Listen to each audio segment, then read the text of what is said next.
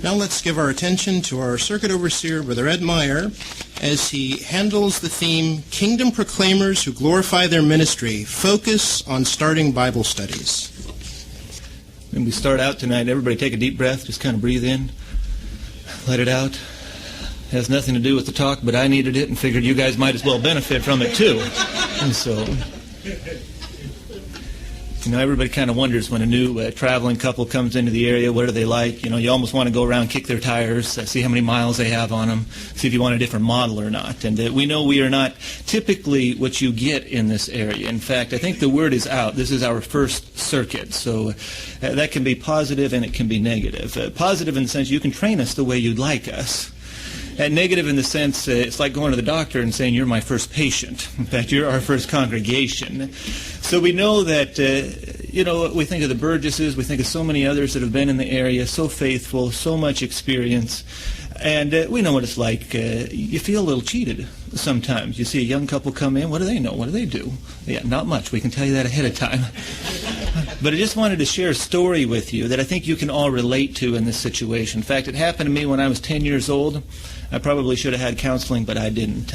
Anyways, it scarred me for life. But at age 10, very pivotal point in life for me, we lived out in the country, and that was the age when I finally convinced my parents, that is my mother, that it would be a good idea for me to get a motorcycle. And now that was a long, hard sell, but we made a deal, and I would work for my dad through the summer. It was their way of making it till 11 before I actually got the motorcycle. And I would work for him. He had a little construction company. I'd clean up and nail a few boards together and all that kind of stuff. And then whatever money I could save that he paid me, he would match or he would double it. And then that money would be used to buy the motorcycle. It was a pretty good deal. And I've got to tell you, that whole summer long, I didn't spend a penny. Every penny I made, it went in the bank account. If I wanted to go to the movies, I wanted something from the store, I'd bum money off from friends. Nothing was coming out of my account because I had the perfect motorcycle picked out. If you know anything about motorcycles, it was a bright red Honda CR80. It would have been the first year they came out with ProLink. Now, if you know anything about bikes, this was a good thing. You wanted this bike. This bike was going to make me the coolest kid in the valley. So anyways, summer finally ends. I have enough money to buy this motorcycle with my parents matching it. So I go to school, and the day that they're going to buy the bike, I go to school, longest day in education history. But the bell finally rings. I run out to the line to get on the bus. I get on the bus. I go home, run up a long gravel driveway, right into the open garage, and sure enough, there's my brand new motorcycle. Although it was not the one I had picked out. This thing was an Enduro. It had a headlight and blinkers. What did I need that for? I was 11 by this time. But apparently my mom thought this looked like a safer bike. You know what I thought? I turned around to my dad and said, man, you cheated me. I got ripped off. You stole from me. What's the deal? Yeah, you get the point, friends? You guys got ripped off. You got cheated. I'm sorry. You're stuck with us. You wanted somebody else. It just is what it is. But I'll tell you what my dad told me. He said it's all transportation. It will get you from point A to point B. You guys were expecting a Harley Davidson, a Circuit Overseers, and you're getting a moped with training wheels. But we are going to get there. We're going to cover the material. We're going to get through the outlines from the branch. It's just not going to be as cool or stylish a ride along the way. But we're going to have a good time, and that's what we're looking forward to. Now, just by way of introductions, of course, you know my name, Ed, my wife, Susan. Please don't call me Edward. If you call me Edward, I won't even answer. Just call me Ed, and appreciate that. We've been pioneering combined for about 23 years now.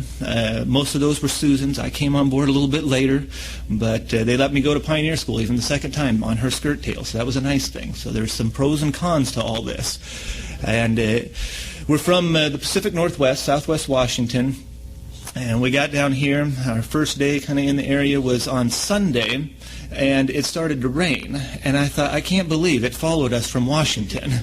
But it was short-lived, and it actually makes the news here when a little bit of rain comes down. So that was something a little bit new for us. But we'll catch you up on a few other details about our lives. If you want to ask us some questions, if it's not too private, we'll probably give you the answer, and we'll get to know you through the week.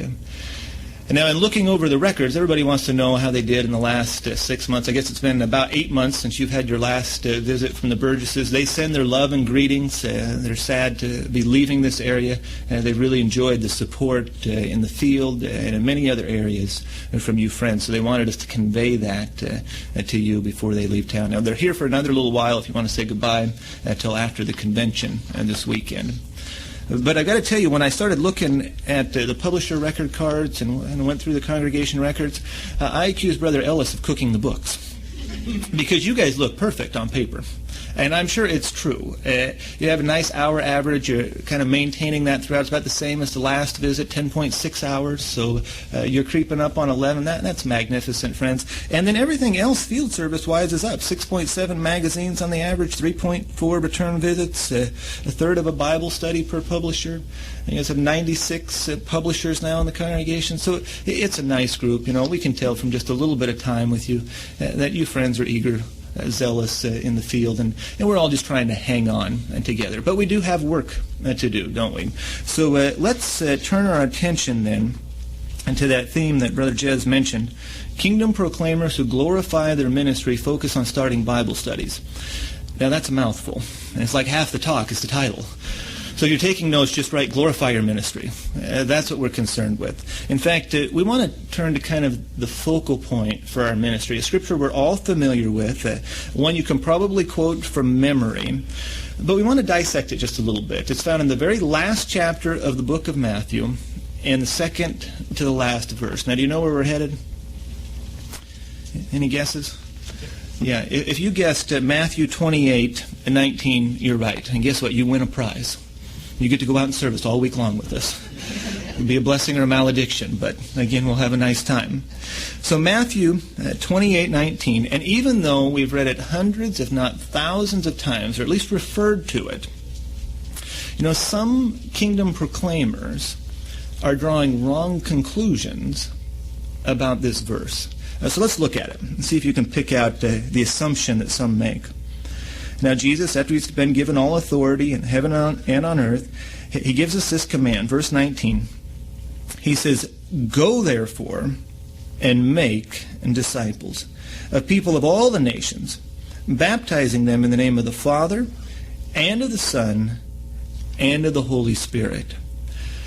Now friends, when it comes to this verse, the faithful and discreet slave and its governing body, I want you to know, they want us to understand that at this late hour, in this time of the end, they don't expect that we're going to find another single disciple. And now that seems like a pretty bold statement, doesn't it? But you know what? We haven't even worked your territory yet. We don't know what it's like. We don't know the demographics. We don't know the response, if people are religiously inclined, if they're focused in other areas.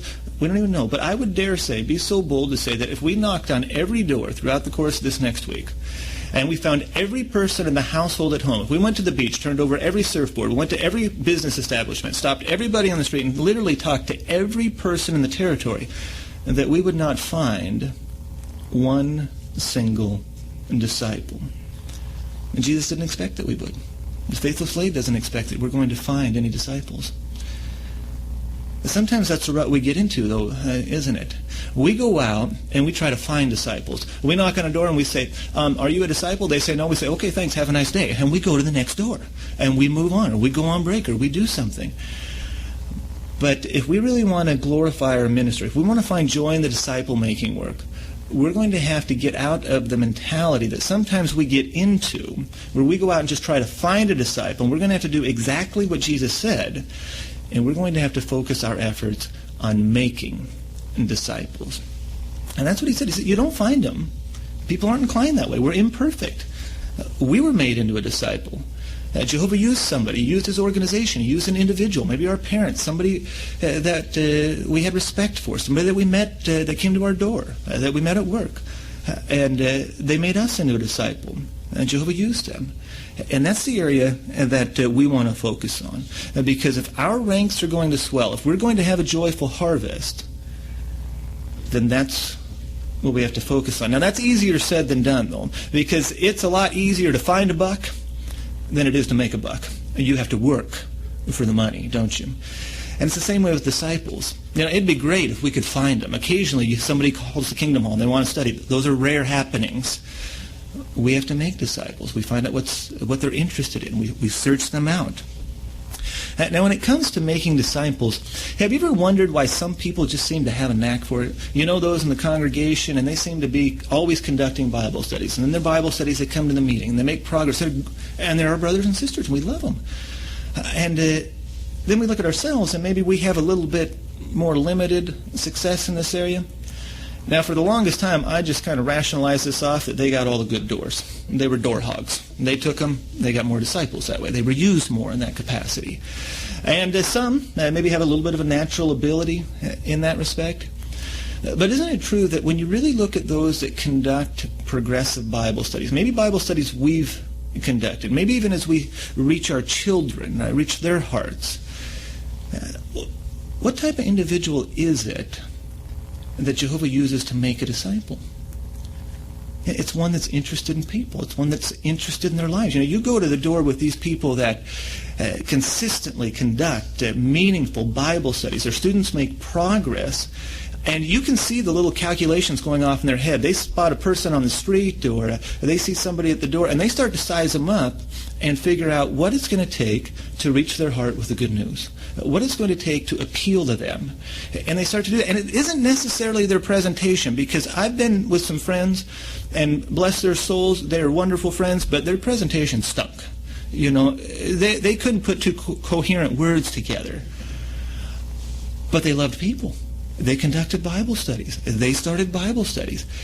And that's what we want to do. But see, all of that, what we know that intellectually, knowledge-wise, we understand that's what it takes to make a disciple. We have to invest our time.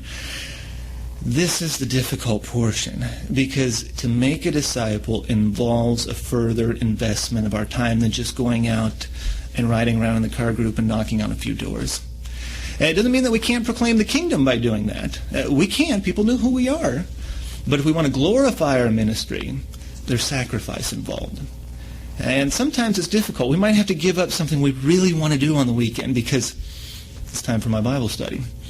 Because if we start a Bible study, we don't let them flounder. We follow up on it. We work with them. We keep our appointments when it's convenient for them, and not necessarily for us.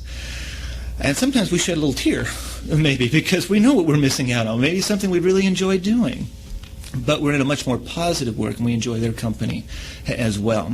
In fact, there's an old African proverb that goes like this, and they say, "Don't expect to rejoice later unless you're willing to sow with tears now." And isn't that true? That we may sow, we may invest time, we may sacrifice something, but what we reap in the harvest work is magnificent. It far outweighs anything that we've given up. And we can tell, just by talking with a few of your friends, listening to your comments, we see your activity recorded on the publisher cards, and we know that doesn't really give us the dimension of who you are. But we can tell that you're sacrificing. You're interested in the work. You're interested in people. And many of you, you're making sacrifices. You're doing just like that African proverb said. In fact, turn over to the 126th Psalm, if you would, and see if this doesn't maybe describe you. The 126th Psalm, and when you get there, focus your attention on verses 5 and 6, please.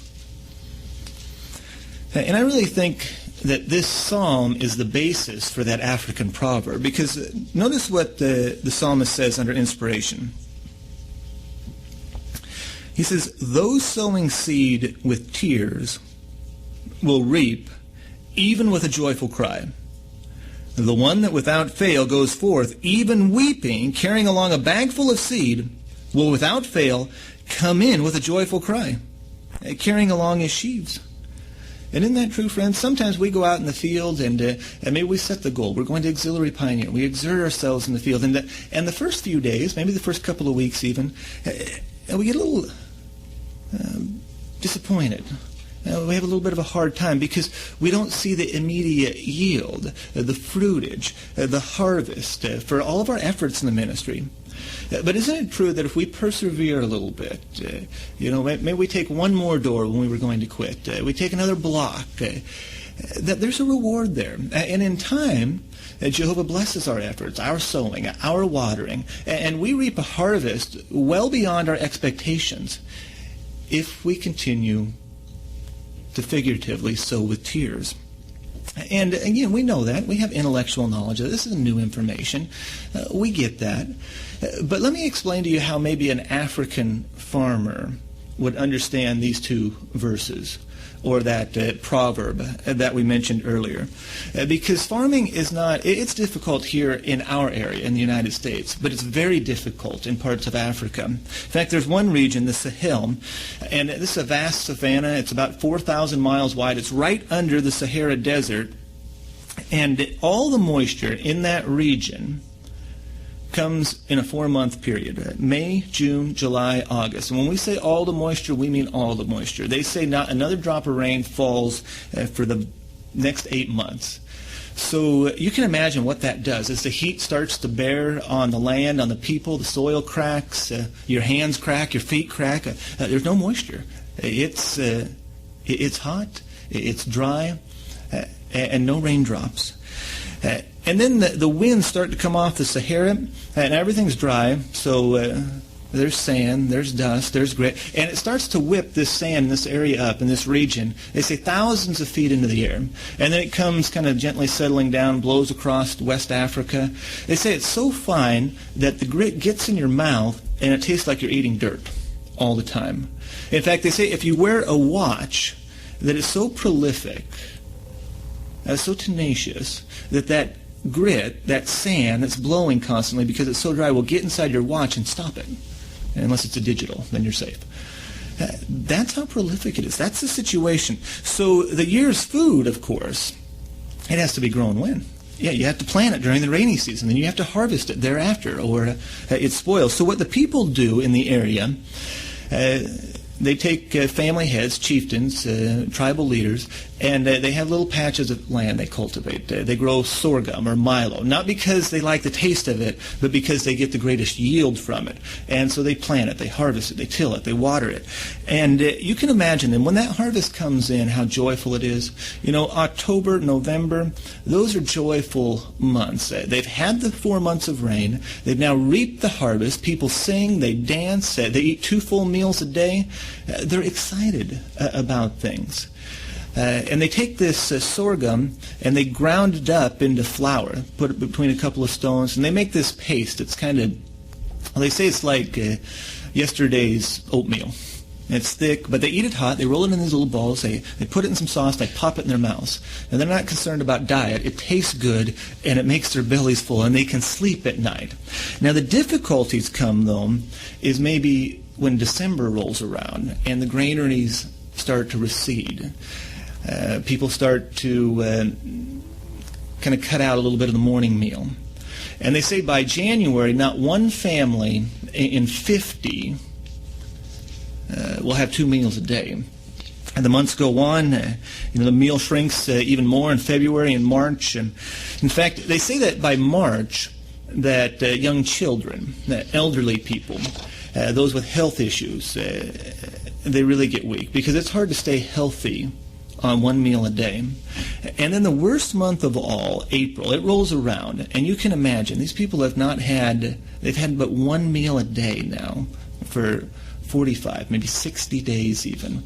And they say that April is the worst month because all you hear as you pass through this region are babies crying. And there's no way to satisfy them. There's no food to give them. But it's been recorded on numerous accounts that inevitably it happens at that point in time, when things are at their worst, that they get even worse. And a young boy from a tribe, a family, he'll run out and he'll be very excited. He'll approach his father and he says, Daddy, you won't believe it. I found grain. We can eat tonight. And his father looks at him and he just calmly explains, son, you know we haven't had grain for months now. He says, yes, we do. He's insistent. He won't give up. He says, there's grain. It's out in the shed. It's where we keep the one goat. There's a leather pouch hanging up. I've reached up. I put my hand in there. And there was grain. Give it to Mommy. She can make flour for us. We can eat. Our tummies can sleep tonight. Now, can you imagine the impact that would have on a father? as he has to explain to his son, yes, there is grain there, but we can't eat it. We can't use it. That's next year's seed grain. And we have to plant that. We have to wait until the rains come. Now, finally, thankfully, a few weeks later, May rolls around. The rains come. By this point, this young boy, sick, weak, someone that's normally energetic, just laying lethargically. Now, can you imagine what it must be like for the father at that point in time? The rains have come. He takes that bag, he takes that seed, and he goes out and does what would seem to be unthinkable to onlookers. He has to go out in front of his young son, in front of the rest of the family, in front of others in the village, and he takes that seed and he throws it on the ground, scatters it out in a field. Why? Yeah, because he believes in the harvest. He knows what'll come. His loyalty now is the only thing that's going to separate his family and others that depend on him from starvation in the future. But keep in mind, the seed is his. He can do whatever he wants with it. He could have gobbled it all up, could have fed his family with it. Now, can you imagine the tears that must run down his eyes as he goes out with that much pain, that much effort, that much sacrifice? He sees his starving family, and he throws that seed on the ground. Now, if someone were looking, what would they say if they weren't familiar with the farming methods there locally? Wouldn't they say, you're a fool. Take that grain and feed your family. Take care of their needs. Give some attention to them. It might have been bordered on insanity. Now let me ask you, friends, what do some people say about our work today? What do they say when we go out? What was it that they told in the cities round about Jerusalem? What did people tell the repatriated Jews when they went back and they started to literally sow seed in barren, desolate ground that hadn't been cultivated, hadn't been tilled, that hadn't been plowed for over 70 years? Yeah, they said, you people are fools. What are you doing that for? Come over to our city, work here. And what do they tell us today when it comes to disciple-making work? Why sow with tears? Why put so much effort? Why sacrifice so much to do something? People are apathetic. They don't really care. You should be taking care of your family. Save something for a rainy day. You should work a little bit more. Store up something for the future. Now, the sad part is that it isn't just those unfamiliar with our harvest work that sometimes tell us that. It's sometimes fellow harvest workers, and they would never do it intentionally, not by word, but sometimes by deed or action as they make other things a priority above this harvest work. You see, some have quit sowing in tears. Some have quit sacrificing to that degree. Have you ever known someone maybe that was once very zealous about the truth, very zealous about the field activity, realized a sense of urgency, that has become a little bit lethargic now, who maybe just go through the motions? They start to view the ministry as something they have to do, as opposed to something they're privileged to do. See, we don't want that to happen to us. We don't want the ministry to be something that we just add to our to-do list. 28th of the month, I got to get some time. I got to go out. Got to be a regular publisher. CEO's coming. Got to look good on the card. Got to have a name there. Yeah, that's not what we want. What is it that makes some slow down? Though they're still kingdom proclaimers, they still love Jehovah. There's no question about their loyalty. But what is it that causes some to slow down? What was it that caused Demas to slow down in the first century? Do you remember Demas? Turn over to 2 Timothy. And as you're turning there, you'll probably recall that Demas was a co-worker with the Apostle Paul. And Paul was not lethargic about the ministry. His pace was very fast. It was very hard. Sometimes we get tired just reading about everything he did, all of his ministry tours. He was a very zealous man. And Demas was with him. In fact, when he wrote his first letter to Timothy, Demas was with them there while Paul was in prison. In fact, Demas's greetings, he was such a faithful brother, so active, his greetings were included in Paul's letters to both the Colossians and to Philemon. So we're talking about a very active brother here. But now, in Paul's second letter to Timothy, turn to chapter 4.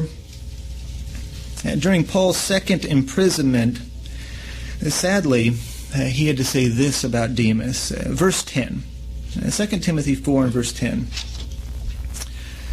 He says, "For Demas has forsaken me, because he loved the present system of things, and he has gone to Thessalonica." And we don't know, maybe that was his hometown. Maybe there was a business opportunity there. We don't know the exact nature of Demas' departure. Yes, he had a love for the present system of things. But other than that, we don't get any more details. But it is noteworthy to know, and we want to keep this in mind. If we know somebody that slowed down, if we've slowed down in the congregation, we have to remember this does not mean that Demas was a bad man. It doesn't say that Demas became an apostate. Paul doesn't even say he became an opposer. Most likely, you know what happened? He just lost his sense of urgency. He allowed the extraordinary thing of the truth to become ordinary. He got distracted. It doesn't mean the truth wasn't important to him. Just as it doesn't mean the truth isn't important to us. But for Demas, it became less important than other things. And that's what we want to make sure doesn't happen to us. See, no doubt Demas, he continued to give measured service. The problem was he left to have a good time at a very bad time. And we don't want to make the same mistake. We don't want to leave to have a good time during this time of the end. We want to stay focused, do what we can and to save the lives of others, to share in this harvest work, to glorify our ministry. And this is where the pain and the sacrifice, the sowing with tears, comes into play.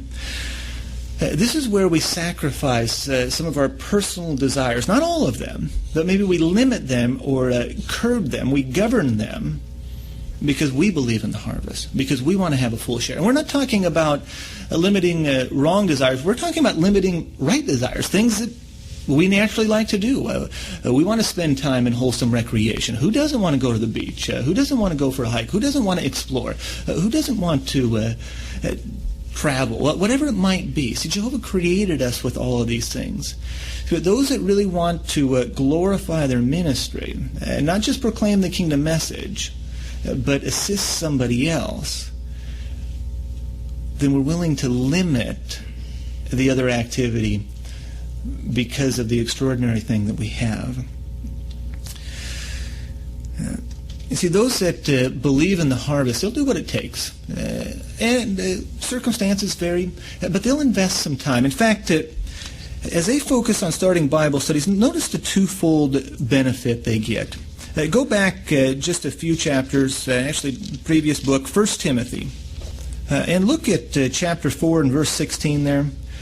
See, those that really want to assist others, they look at every individual as a potential disciple. And here's the benefit of doing that. 1 Timothy chapter 4, verse 16. And Paul says, "Pay constant attention to yourself and to your teaching. Stay by these things, for by doing this, you will save both yourself and those who listen to you." See, friends, conducting a Bible study is twofold, isn't it? There's a double benefit. Now, for them, the interested one, the humble one, the honest-hearted one, the one that Jehovah is drawing, Jehovah may use us to make them into a disciple. They get the truth. That benefits them. It saves their lives. But we get saved as well. There's a benefit here to glorifying our ministry by focusing attention on starting Bible studies. And it's not that conducting a Bible study in itself, it automatically gives us Jehovah's approval and we get free pass into the new world. But it's the activity, what it does for us. Every time we conduct a study, we reprove ourselves in the sense that we reprove or we remind ourselves that we have the truth. See, as we help them to lay a foundation, a solid one based on the Scriptures, as we study the Bible diligently with them, maybe we use a Bible study aid, we go through the Bible Teach book, we use other publications to round them out. By doing so, as we build their foundation, we just naturally inspect our own. And it gets us that much more excited. We know we're in the truth. We know we're going to keep doing this. We know it's meaningful. We see people getting affected. So when we hear articles in the Kingdom Ministry about offering a Bible study on the initial call, why not try it?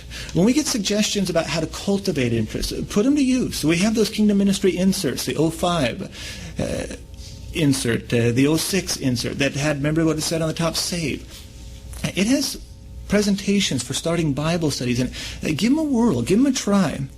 See, we're involved in a harvest work that really matters, one that's never going to be repeated. Lives are involved. We're not just harvesting food, we're rescuing people. Now let me ask you this. What kind of attitude do you want to see in rescue workers? Now, for instance, if you had family, if one of your relatives, fleshly relatives, was, say, in the Twin Towers in New York City on September 11th, when they were destroyed, what type of attitude would you want in the rescue workers looking for them? Looking for your father, mother, brother, sister, son, daughter, husband, wife? How long would you want them to search? An hour? 6 hours in the rubble? Maybe a day? You know, the mayor issued a call during that disaster for every public servant in the local area. In fact, and then people came from across the states to go to the site, to drop what they were doing, and dig for survivors.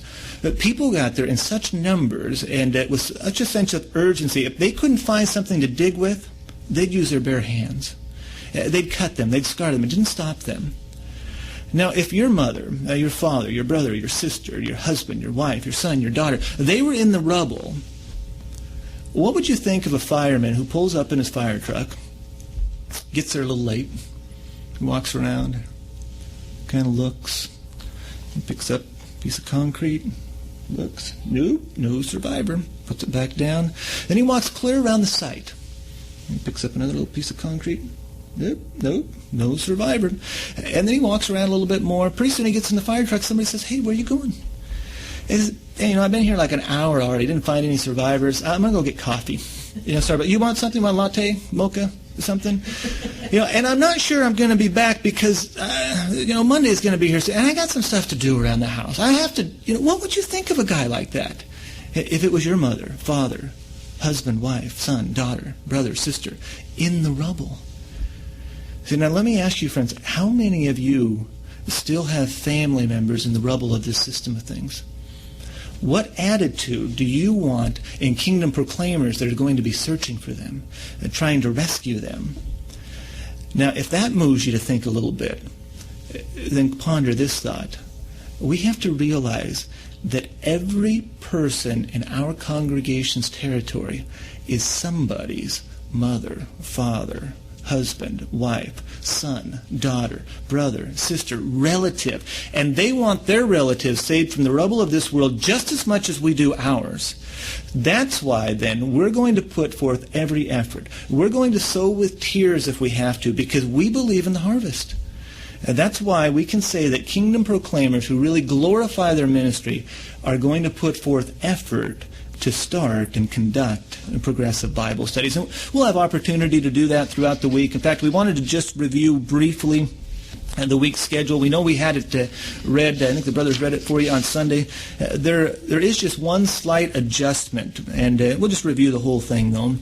So we're looking forward to getting to work with a number of you friends in the field service, going to some of your return visits, Bible studies. We're eager for that activity with you. So Wednesday through Friday at both 9 a.m. and 1:15 p.m. we'll meet here at the Kingdom Hall for field service. And then Saturday at 9 a.m. Is that correct, Brother Evans? Will that work?